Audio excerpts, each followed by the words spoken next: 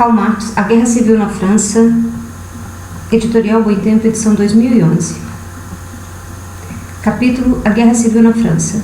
Mensagem do Conselho Geral da Associação Internacional dos Trabalhadores.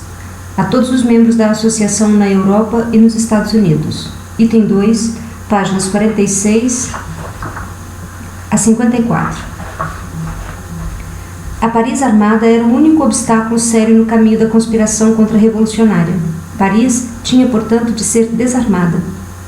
Nesse ponto, a Assembleia de Bordeaux era a sinceridade em pessoa.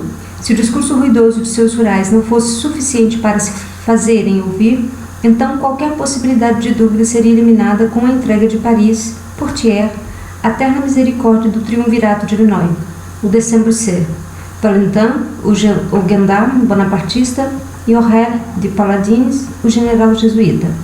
Mas, ao mesmo tempo em que exibiam o propósito verdadeiro de desarmamento de Paris, os conspiradores pediam que a cidade entregasse suas armas com um pretexto que era a mais notória e descarada das mentiras.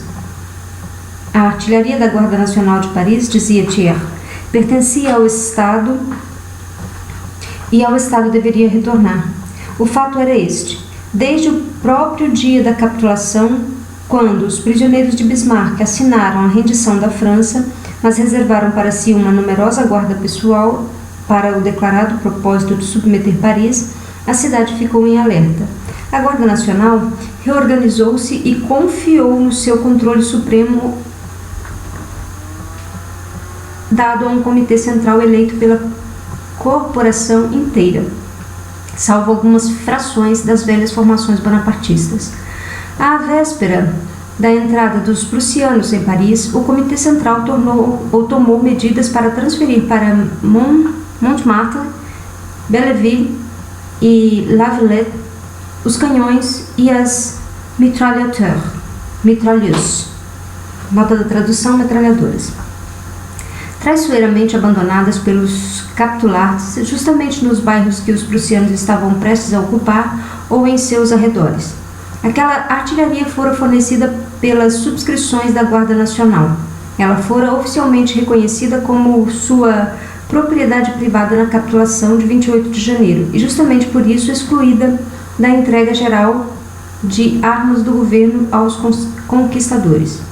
E Thiers se encontrava tão destituído do mais íntimo pretexto para iniciar a guerra contra Paris que teve de recorrer à mentira flagrante de que a artilharia da Guarda Nacional seria propriedade estatal. O confisco de sua artilharia devia, evidentemente, servir como prelúdio do desarmamento de Paris e, portanto, da Revolução de 4 de setembro. Mas essa revolução tornara-se agora o Estatuto Legal da França. A República, sua obra foi a República da França. Eu vou reler. O confisco de sua artilharia devia, evidentemente, servir como o prelúdio do desarmamento de Paris e, portanto, da Revolução de 4 de setembro. Mas essa revolução tornara-se agora o Estatuto Legal da França. A República, sua obra, foi reconhecida pelo conquistador nas cláusulas da capitulação. Após a capitulação, ela foi reconhecida por todas as potências estrangeiras e a Assembleia Nacional foi convocada em seu nome. A Revolução Operária de Paris de 4 de setembro era o único título legal da Assembleia Nacional reunida em Bordeaux e de seu poder executivo. Sem ela, a Assembleia Nacional teria sido obrigada a dar lugar imediatamente ao corpus legislativo, eleito em 1869 pelo sufrágio universal sob o governo da França e não da Prússia, e dissolvido à força pelo exército revolucionário. Thiers e seus homens, ticket of leave, teriam tido de capitular em troca de salvo-condutos assinados por Luís Bonaparte, a fim de livrá-los de uma viagem a Cayenne. Nota 21, capital da Guiana Francesa, fundada pelos franceses no século XVII e mal afamada colônia penal do fim do século XVIII até 1946. Nota NIA. A Assembleia Nacional, dotada de plenos poderes para acertar as condições da paz com a Prússia, foi apenas um episódio daquela revolução cuja verdadeira encarnação continuava a ser a Paris armada que a havia iniciado, que por ela sofrera um cerco de 5 meses, com seus horrores da fome, e que fez de sua prolongada resistência, apesar do plano de Trochu, a base de uma obstinada guerra de defesa das províncias. A Paris ainda tinha agora de escolher ou depor suas armas diante das ordens insultantes dos escravocratas de Bordeaux, reconhecendo assim que sua Revolução de 4 de setembro não significara mais do que uma simples transferência do poder de Luís Bonaparte para seus rivais monárquicos, ou seguir em frente com o paladino francês do auto-sacrifício, cuja salvação da ruína e regeneração seriam impossíveis sem a superação revolucionária das condições políticas e sociais que haviam engendrado o Segundo Império e que, sob sua égide acolhedora, amadureciam até a completa podridão. Paris, esgotada por 5 meses de fome, não hesitou nem um momento. Heroicamente resolveu correr todos os riscos de uma resistência contra os conspiradores franceses, mesmo com o canhão prussiano a encará-la a partir de seus próprios fortes. Ainda assim, em sua aversão à guerra civil, a que Paris estava para ser arrastada, o Comitê Central continuava a persistir em uma atitude meramente defensiva, apesar das provocações da Assembleia, das usurpações do Exército e da ameaçadora concentração de tropas em Paris e seus arredores. Thiers deu início à guerra civil ao enviar Vinoy, comandando uma multidão de sergents de ville, nota do tradutor, policial munido de espada encarregado da manutenção da ordem pública ou guarda municipal, e de alguns regimentos de linha, em uma expedição noturna contra Montmartre, a fim de apoderar-se de surpresa da artilharia da Guarda Nacional. É bem sabido como essa tentativa fracassou diante da resistência da Guarda Nacional e da confraternização das tropas com o povo. Aurel de Paladins fizera imprimir de antemão o seu boletim de vitória, e Thiers já tinha prontos os cartazes anunciando suas medidas do golpe de Estado. Agora, isso tudo tinha de ser substituído pelos apelos de Thiers, comunicando sua decisão magnânima de deixar a Guarda Nacional em posse de suas armas, com as quais dizia: ele estava certo de que ela se uniria ao governo contra os rebeldes. Dos 300.000 guardas nacionais, apenas 300 responderam a esse apelo, passando para o lado do pequeno Thiers, contra si mesmos. A gloriosa Revolução Operária de 18 de março apoderou-se incontestavelmente de Paris. O Comitê Central era seu governo provisório. A Europa pareceu, por um momento, duvidar de se seu formidável desempenho político e militar era algo real ou sonhos de um passado longínquo. De 18 de março até a entrada das tropas de Versailles em Paris, a Revolução Proletária permaneceu tão isenta dos atos de violência que abundam nas revoluções, e mais ainda nas contra-revoluções, das classes superiores, que ela não deixou aos seus oponentes nenhum fato a reclamar além da execução dos generais Leconte e Clermont-Thomas, e do caso da Praça Vendôme. Um dos oficiais bonapartistas engajados no ataque noturno contra Montmartre, general Leconte, ordenou por 4 vezes que o 81º Regimento abrisse fogo contra uma aglomeração desarmada na Praça Pigalle. E como os soldados se negaram, ele os insultou furiosamente. Em vez de disparar contra mulheres e crianças, seus próprios homens atiraram nele. Os hábitos inveterados adquiridos pelos soldados sob o treinamento dos inimigos da classe operária não mudam, é claro. No momento em que eles mudam de lado, esses mesmos homens executaram Clermont-Thomas. O general Clermont-Thomas, um descontente ex-sargento quartel-mestre, fora instalado no apagar das luzes no reino de Luís Filipe, no escritório do jornal republicano Le National, a fim de atuar no duplo papel de testa de ferro, gérant responsable, nota da tradução, gerente responsável, e despachant,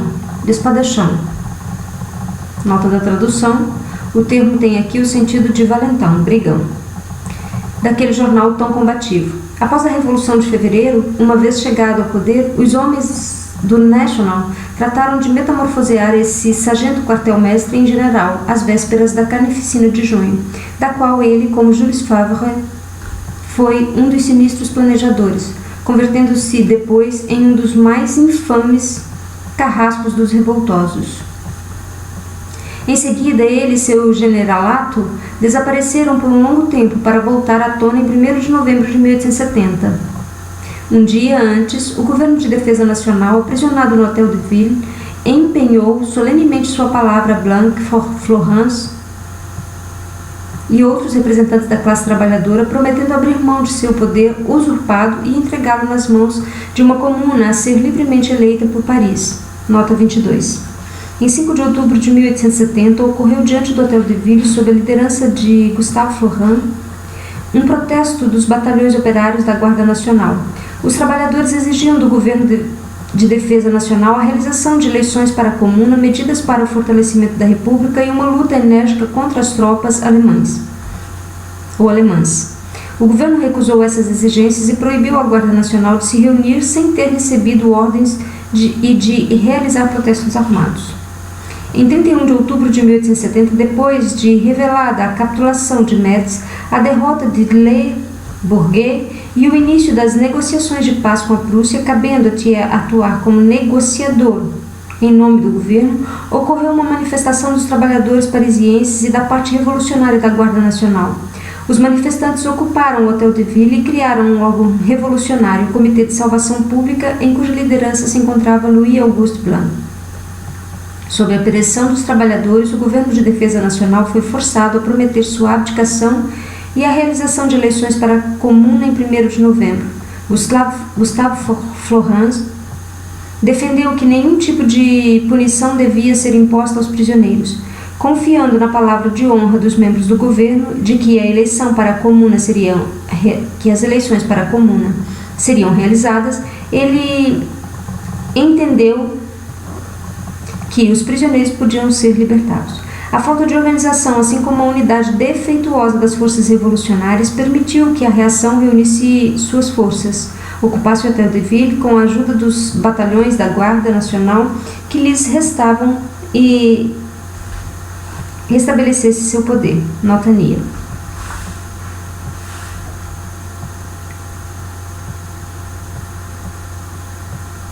Ao invés de manter sua palavra, eles lançaram sobre Paris os bretões de Trochu, que agora substituíam os corsos de Bonaparte. Nota 23.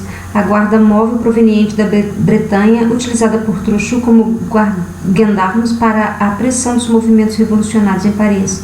Eles ocuparam o lugar dos corsos, que no Segundo Império constituíam a maior parte da corporação de gendarmes. Nota NIA.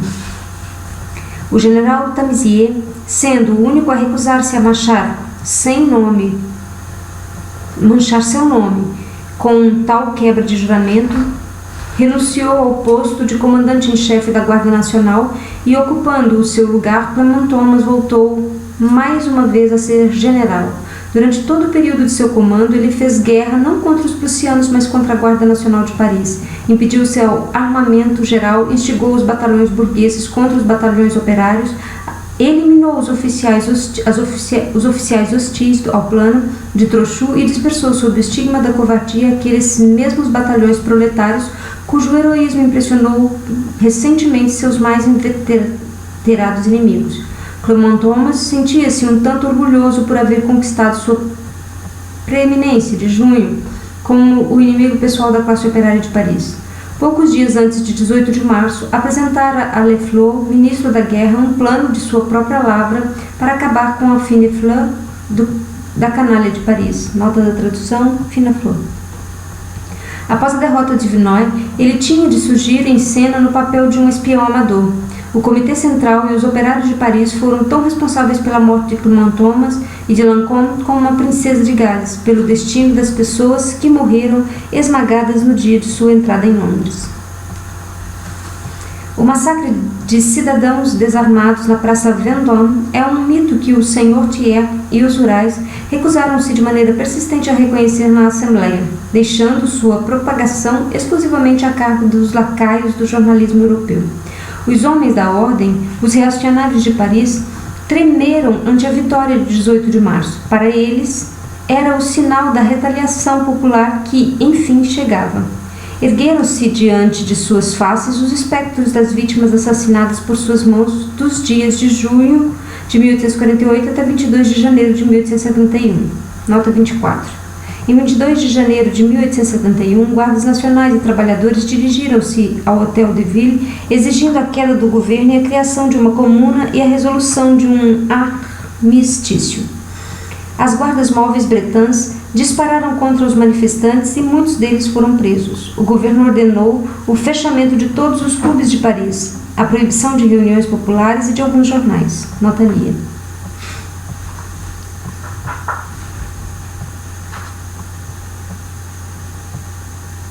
Mas o pânico foi sua única punição. Até os sergents de ville, que deviam ser desarmados e trancafiados, encontraram as portas de Paris escancaradas e fugiram tranquilamente para Versailles. Os homens da ordem foram deixados em liberdade, não apenas ilesos, como também lhes foi dada a possibilidade de reunir-se e apossar-se de mais de um bastião no próprio centro de Paris.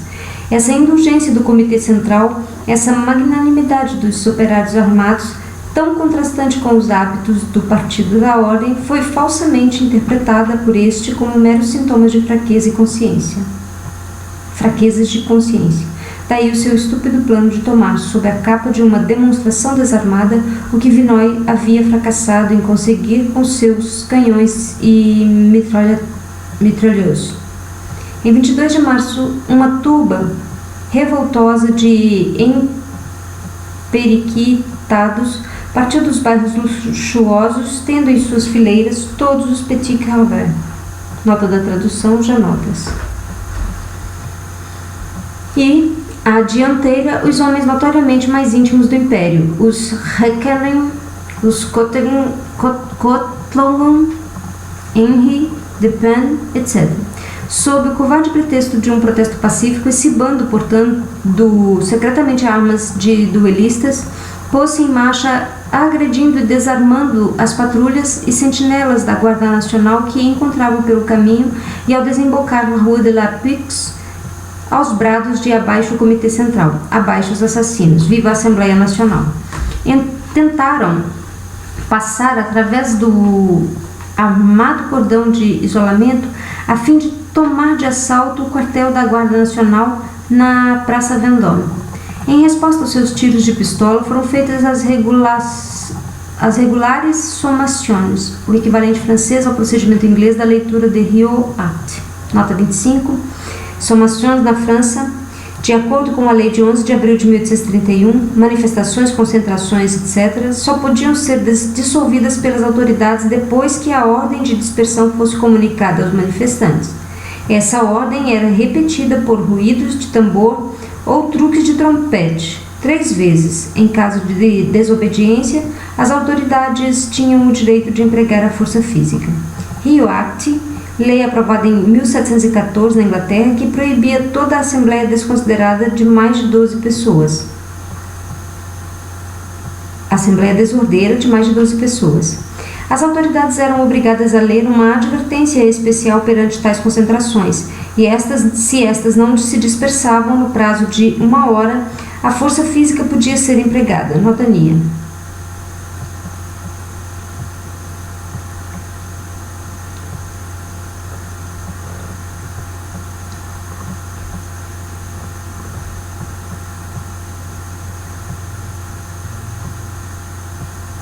Novas prisões, novas proscrições, um novo reino de terror teve início, mas as classes mais baixas resolvem essa coisa de outro modo.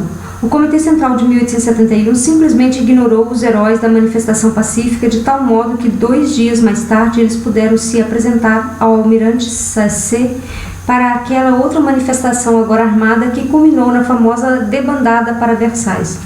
Em sua relutância em continuar a guerra civil iniciada por Thiers e sua investida impetuosa contra Montmartre, o Comitê Central cometeu aí um erro decisivo ao não marchar imediatamente sobre Versailles, então completamente indefesa, pondo assim um fim às conspirações de Thiers e seus rurais. Em vez disso, ele permitiu que o Partido da Ordem provasse sua força nas urnas em 26 de março, dia da eleição da Comuna. Então, nas prefeituras de Paris, eles puderam trocar palavras afáveis de conciliação com seus conquistadores muito generosos, enquanto ruminavam em seu íntimo planos solenes de exterminá-los em tempo oportuno. Vejamos agora o reverso da medalha. Thiers abriu sua segunda campanha contra Paris nos começos de abril. A primeira leva de prisioneiros parisienses transferida a Versailles foi submetida a atrocidades revoltantes enquanto Ernest Picard, com as mãos nos bolsos, passeava em frente a eles, escarnecendo-os, enquanto as madames Thiers e Favre, em meio às suas damas de honra, aplaudiam da sacada os ultrajes da turba de Versailles. Os soldados de linha capturados foram massacrados a sangue frio. Nosso bravo amigo general Duval, o fundidor, foi fuzilado sem nenhum julgamento. Gallifet, gigolô de sua própria mulher, tão famoso por suas desavergonhadas exibições nas orgias do Segundo Império, irrompeu em uma proclamação gabando-se de ter comandado o assassinato de uma pequena tropa de guardas nacionais, com seu capitão e tenente. Surpreendidos e desarmados por seus soldados, Vinoy, o fugitivo, foi agraciado por Thiers com a Gran Cruz da Legião de Honra por sua ordem geral de fuzilar todo soldado de linha aprisionado nas fileiras federais, ou dos federais. Desmarrais, o gendarme, foi condecorado por ter traiçoeiramente esquartejado como um carniceiro o altivo e garboso Florence, que salvara as cabeças dos membros do governo de defesa em 31 de outubro de 1870. Os encorajadores detalhes de seu assassinato foram triunfantemente explorados por Thiers na Assembleia Nacional, com a inflada vaidade de um pequeno polegar parlamentar a quem se permite representar o papel de Tamerlão. Ele negava aos rebelados contra sua pequenez todo o direito da guerra civilizada, até o direito da neutralidade para as ambulâncias.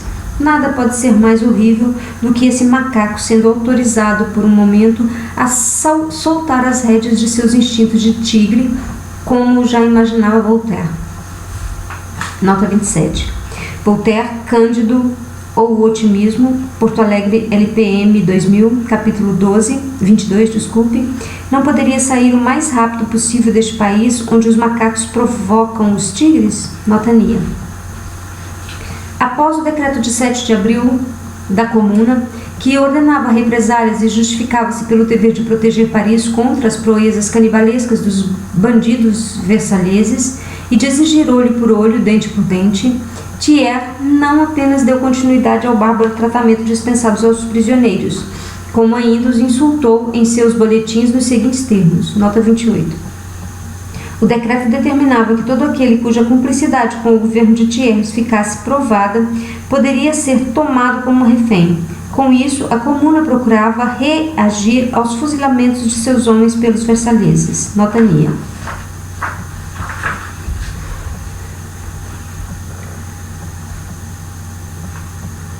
Termos. Nunca os olhares aflitos de homens honestos fixaram semblantes tão degradados de uma degradada democracia. Homens honestos como o próprio Thiers e seus ministros Ticket of Leave.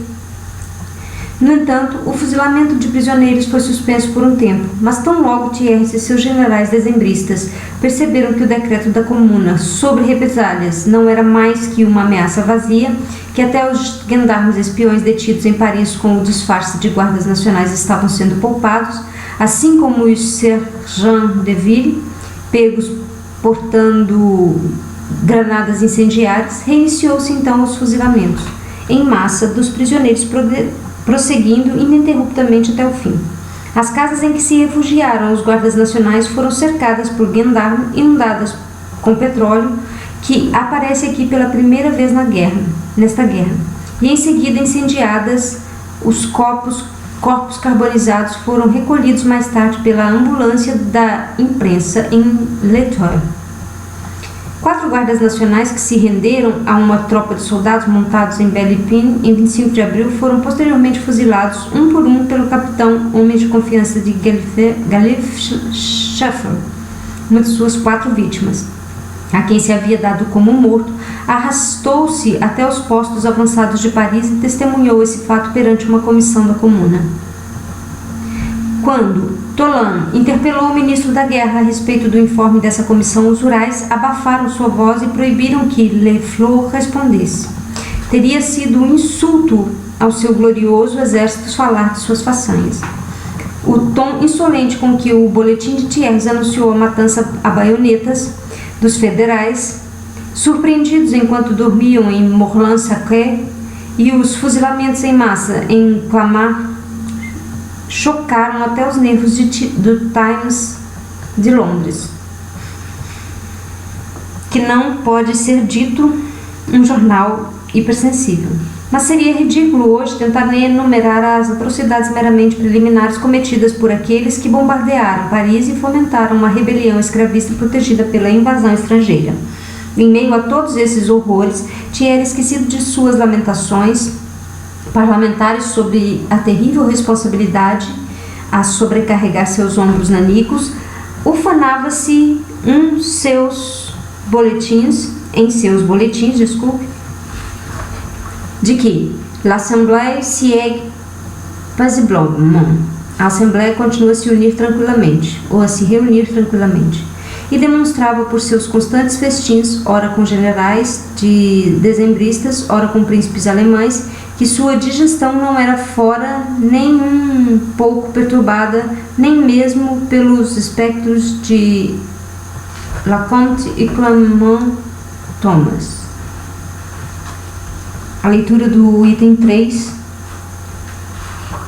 que segue nas páginas 54 a 67, será realizada no próximo vídeo. Aguardo vocês, obrigada pela companhia.